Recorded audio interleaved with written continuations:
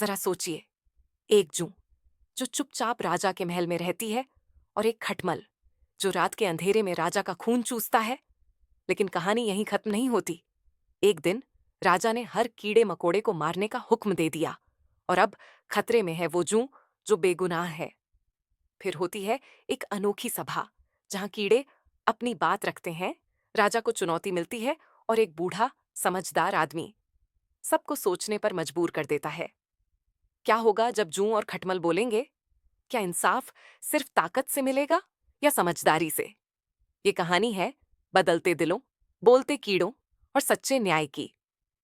राजमहल, जहां सोने की दीवारें थीं और चांदी की छत, वहां हर कोई सोचता था कि सब कुछ नफासत और शांति से चलता है। पर उसी महल में, एक कोने में, मखमली गद्दों और रेशमी चादरों की तहों के बीच, एक ऐसा प्राणी रहता था जिसे कोई देख नहीं सकता था। एक जूं। ये कोई साधारण जूं नहीं था। उसका नाम था झुंझुनू। झुंझुनू महल के राजा की ही तकियों में बसता था।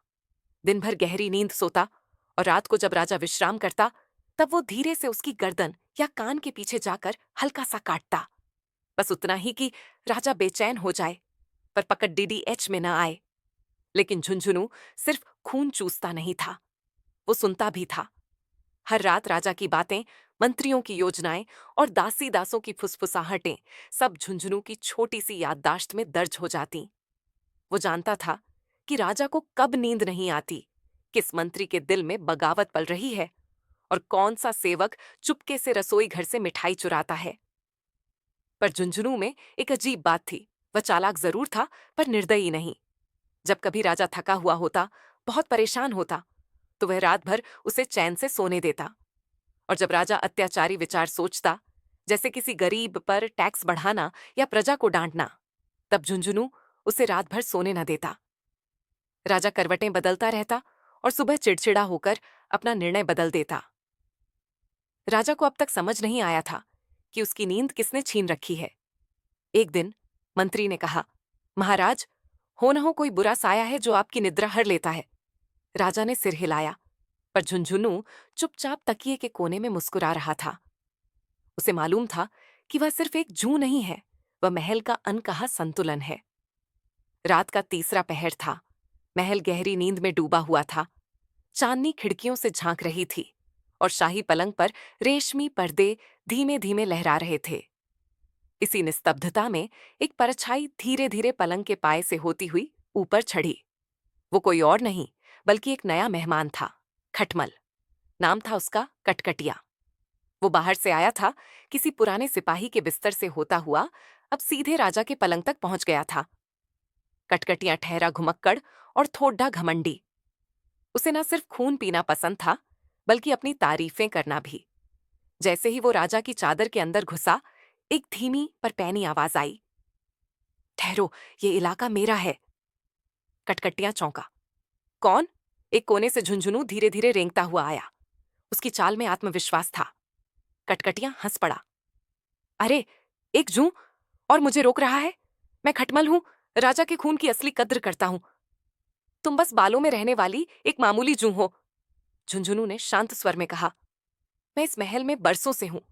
मैं खून चूसता हूं, पर समझदारी से। मैं राजा की रातों का संतुलन हूं। मैं किसी को मारता नहीं, बस समय पर टोका करता हूं। कटकटियां ठठाकर हंसा।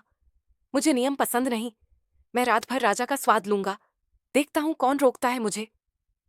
झुंझुनू ने धीमे से कहा, अगर तुमने हद पार की तो राजा जाग जाएगा, और अगर राजा जाग गया तो हमें दोनों को खत्म करवा देगा। पर कटकटियां रुका नहीं। उसने कहा, डराओ मत। मैं अपना काम करता हूं, तुम अपना करो। और हां, आज से ये बिस्तर आधा मेरा हुआ। झुंझुनू समझ गया, यह सिर्फ एक खून चूसने वाला कीड़ा नहीं, बल्कि अहंकार से भरा जीव है। अब उसे सिर्फ राजा को जगाने से काम नहीं चलेगा। उसे अब इस नए मेहमान से निपटना होगा, पर लड़कर नहीं, बुद्धि से। रात दर रात राजा की नींद टूटती रही। पहले वह समझता था कि यह किसी अभिशाप का असर है, पर अब वह जान चुका था, महल में कोई है जो उसकी नींद चुराता है। एक रात, जब उसके शरीर पर छोटे छोटे लाल निशान उभर आए, और दर्पण में उसने खुद को थका हारा देखा, तो उसने क्रोध में आकर ऐलान किया, कल से मेरे महल में हर कोने की छानबीन होगी। जिस भी कीड़े की वजह से मेरी नींद जाती है, उसका नाश निश्चित है। कटकटियां अब खतरे में था। वो अब भी हर रात राजा का खून पीता और हर सुबह राजा का गुस्सा बढ़ता जाता। इसी बीच महल से दूर एक छोटी सी झोपड़ी में झुंझुनू जू ने एक नन्हे बच्चे से दोस्ती कर ली थी। उसका नाम था मधुर। मधुर गरीब था, पर बहुत होशियार। वह अक्सर अपनी दादी के बालों से जूं निकालता और एक दिन जब उसने झुंझुनू को देखा तो मारने की जगह उससे बातें करने लगा। झुंझुनू ने उसे अपने बारे में सब बताया। मधुर ने उसकी बातों पर विश्वास किया और कहा, तुम अलग हो झुंझुनू, तुम किसी को नुकसान नहीं पहुंचाते। अगर कोई तुम्हारे जैसे समझदार हो तो मैं उसे मारूंगा नहीं। इसी दोस्ती के चलते झुंझुनू ने मधुर को सारी बात बताई, खटमल की, राजा की नींद की और आने वाले संकट की। योजना बनी। मधुर ने झुंझुनू की मदद से महल में घुसपैठ की।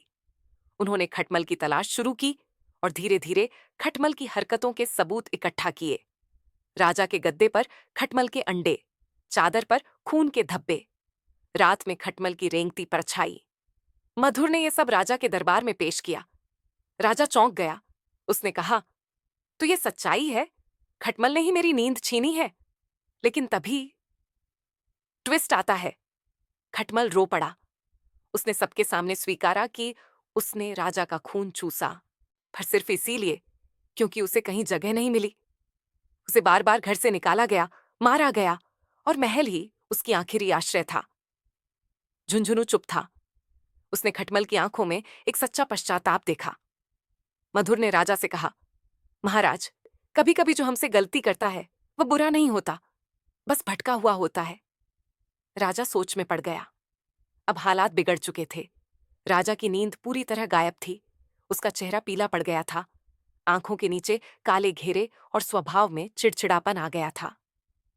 दरबार में वह किसी की बात नहीं सुनता और जब सुनता तो सिर्फ एक ही बात दोहराता, जब तक ये खटमल और उसके जैसे कीड़े मकोड़े महल में हैं, मैं चैन से नहीं सो सकता। आज से आदेश है, महल के हर कोने को साफ किया जाए, हर छोटे जीव का नाश किया जाए। मंत्रियों ने सिर झुका लिए। सेवकों को दवा बांट दी गई। गद्दे झाड़े जाने लगे। दीवारों पर चूना लगाया गया। पर संकट और गहरा था। इस आदेश का मतलब सिर्फ खटमल की मौत नहीं था, झुंझुनू की भी मौत तय थी। क्योंकि राजा के लिए अब हर कीड़ा, चाहे दोषी हो या ना हो, एक जैसा था। दूसरी ओर गांव में जब मधुर को यह खबर मिली तो उसका चेहरा स्याह पड़ गया। उसने झुंझुनू को देखा, जो अब एक कोने में चुप बैठा था। तुमने कुछ गलत नहीं किया, मधुर बोला, फिर भी सजा मिलेगी। ऐसा क्यों? झुंझुनू बोला, राजा को गलत समझ नहीं चाहिए, उसे आराम चाहिए।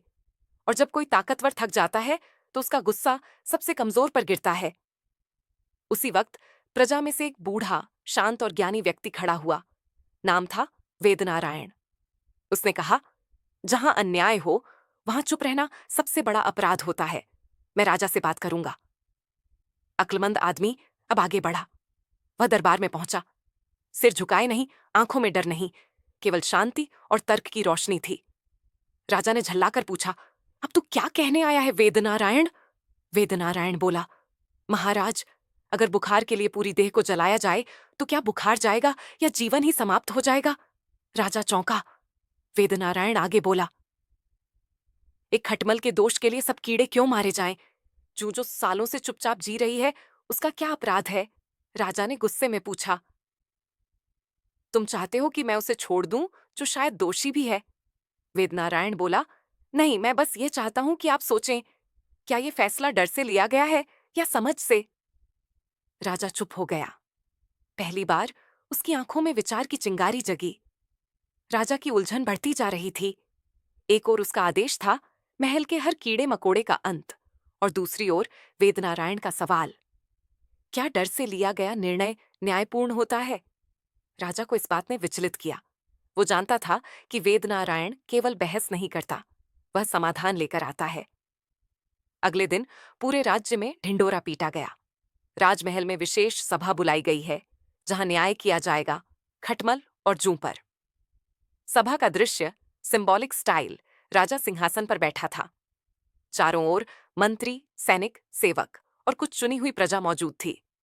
बीच में एक छोटा सा मंच बना था, जहां खटमल और जूं को प्रतीकात्मक रूप से रखा गया। कागज की मूर्तियां और उनके पीछे खड़े थे उनके वक्ता। झुंझुनू जूं की ओर से बोलने आए मधुर। कटकटिया खटमल की ओर से बोलने आया एक बूढ़ा सेवक, जो कभी खुद खटमलों से परेशान था, लेकिन अब उसे भी खटमल से सहानुभूति थी। मधुर खड़ा हुआ। महाराज, ये जूं कोई सामान्य कीड़ा नहीं है। ये वर्षों से प्रजा के बीच रही है, बालों में घर बनाती है, पर कोई बीमारी नहीं फैलाती।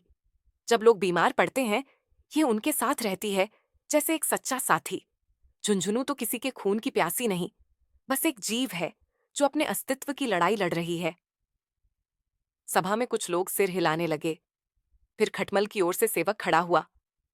महाराज, मैं जानता हूं खटमल परेशानी देते हैं, पर मैंने देखा है महल से बाहर गलियों में सड़े गद्दों में वे अपने परिवार को लेकर रहते हैं। उन्हें भी भूख लगती है।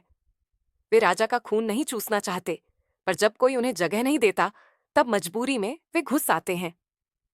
क्या भूख भी अपराध है महाराज? अब वेदनारायण सामने आए। उसने पूरे दरबार की ओर देखा और बोला, महाराज, हर प्राणी का एक योगदान होता है, चाहे वह छोटा हो या बड़ा। जो गंदगी साफ करती है, बीमार के साथ रहती है। खटमल हमें याद दिलाता है कि सुरक्षा केवल महलों की दीवारों से नहीं आती, उसे साझा करना भी पड़ता है। अगर आप आज इनके नाम पर न्याय नहीं करेंगे, तो कल प्रजा भी कहेगी, राजा सिर्फ डर में फैसले लेता है, न्याय में नहीं। वेदनारायण ने एक कागज बढ़ाया। यह रहा समाधान। खटमल को महल से सुरक्षित बाहर निकाल दिया जाए, जहां उसके जैसे जीवों के लिए जगह बनाई जाए। झुंझुनू जैसे निर्दोष जीवों को राजा की रक्षा में भूमिका दी जाए, ताकि वह नींद की रखवाली करे। राजा ने सभा में सबकी आंखों में देखा। नफरत नहीं थी, सवाल थे। वो सोच में डूब गया। सभा में एक गहरा सन्नाटा था। वेदनारायण की बातों ने सबके मन में कुछ तो बदल दिया था। अब नजरें सिर्फ दोष ढूंढने वाली नहीं थीं, बल्कि समाधान खोजने वाली बन गई थीं। उसी बीच कटकटिया खटमल पहली बार खुद सामने आया। न छोटा बना, न चालाक, बस एक प्राणी की तरह जो अपनी गलती समझ चुका था। उसने धीमे स्वर में कहा, मैंने राजा का खून चुपके से पीकर गलत किया। मैं ये सोचता रहा कि मैं छोटा हूं, मुझे कोई देखता नहीं, इसीलिए मुझे जो चाहिए वो ले सकता हूं। पर आज पहली बार कोई मुझे सुना, समझा। कटकटिया ने राजा की ओर देखा और बोला, मुझे अब समझ आया कि छुपकर लेना असल में खुद को भी छोटा बनाना है। मैं अपने की पर शर्मिंदा हूं। सभा फिर शांत हो गई। तभी वेदनारायण ने कहा, पर पश्चाताप तब सार्थक होता है जब वो बदलाव की राह खोले।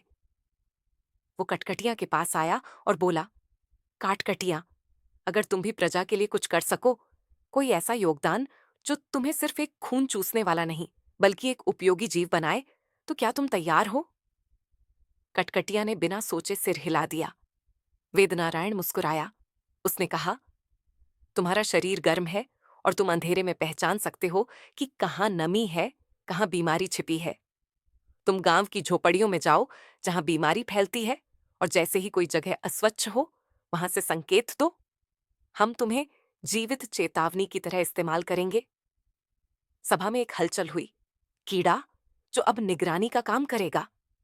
राजा थोड़ी देर चुप रहा, फिर गहरी सांस लेकर बोला, अगर खटमल ने पश्चाताप किया है और योगदान का रास्ता चुना है, तो उसे एक मौका मिलना चाहिए। वो सिंहासन से उठा और कहा, आज से महल में कोई भी जीव, जब तक वो दूसरों का हक न मारे, उसका अस्तित्व सुरक्षित है। क्योंकि असली राज केवल तलवारों से नहीं चलता, समझदारी और करुणा से चलता है। राजा अब बदल चुका था। उसके चेहरे पर अब पहले जैसी थकावट नहीं थी, बल्कि एक नई ऊर्जा, एक नई सोच की झलक थी। सभा में सबकी निगाहें उसी पर थीं। और तब राजा ने अपने सिंहासन से उठकर गूंजती आवाज में कहा, मैं वेदनारायण का प्रस्ताव स्वीकार करता हूं। झुंझुनू जूं अब से मेरी प्रजा का हिस्सा है। उसे कोई नहीं सताएगा, क्योंकि वह साथ निभाती है, बालों की सफाई करती है और बीमारी में साया बनती है। सभा में कुछ लोग मुस्कुराए, खासकर मधुर, जो अब गर्व से झुंझुनू को अपनी हथेली पर रखे खड़ा था। फिर राजा ने कटकटियां की ओर देखा, और तुम खटमल, तुम अब से महाल का रक्षक कहलाओगे। सभा में फुसफुसाहट फैल गई। राजा ने आगे कहा, रात के सन्नाटे में जब सब सोते हैं, तुम जागोगे। अगर कोई अजनबी चुपके से महल में घुसे, तुम अपनी पहचान के निशान छोड़ोगे ताकि हमारी सेना चौकन्ना हो जाए। वेदनारायण ने मुस्कुराकर कहा, अब ये खटमल सिर्फ खून नहीं चूसेगा, ये अनजाने खतरे को पहचानने वाला प्रहरी बन जाएगा। अंतिम दृश्य। रात फिर से आई। राजा अब गहरी नींद में सोया, पहली बार बिना डर के। मधुर अपने घर में झुंझुनू के साथ खेलता रहा। वहीं महल की दीवारों में कटकटियां अब छुपकर नहीं रहता था, वो अब रक्षक था, सतर्क, सजग और गर्वित। और तब वेदनारायण की एक अंतिम पंक्ति जैसे पूरे राज्य में गूंज गई। जब ताकतवर सुनने लगे और छोटे योगदान देने लगे, तब राज चलता है डर नहीं, तब न्याय होता है केवल सज्जा नहीं। राज्य में अब शांति थी। राजा की नींद लौट आई थी, प्रजा मुस्कुराने लगी थी, झुंझुनू बालों में नहीं, दिलों में जगह बना चुकी थी। और कटकटियां अब अंधेरे में डर नहीं, सुरक्षा का प्रतीक बन गया था। वेदनारायण ने अपने घर की चौखट पर बैठकर आसमान की ओर देखा और लिखा, जब हम किसी को समझने की कोशिश करते हैं, तो बहुत सी लड़ाइयां बिना लड़े ही जीत ली जाती हैं। जहां तलवारें चुप होती हैं, वहां संवाद बोलता है। राजा ने राज्य के इतिहास में एक नई बात जोड़ने का आदेश दिया। इस दिन को समझौते का पर्व कहा जाएगा, जहां एक खटमल ने रक्षक बनना सीखा, एक जू ने मित्रता का पाठ पढ़ाया, और इंसानों ने यह जाना कि अकल से की गई बातचीत तलवार से लड़ी गई जंग से हमेशा बेहतर होती है। कभी कभी बड़ी बातें छोटे से जीव सिखा जाते हैं। न्याय वहां होता है जहां समझ होती है, और शांति वहां जहां सबकी सुनी जाती है। अगर इस कहानी ने आपके दिल को छुआ, तो इसे जरूर अपने दोस्तों और परिवार के साथ साझा करें। शायद किसी को आज यही बात सुननी थी। ऐसी और कहानियों के लिए लाइक करें, शेयर करें और सब्सक्राइब जरूर करें, क्योंकि अगली कहानी शायद आपको बदल दे।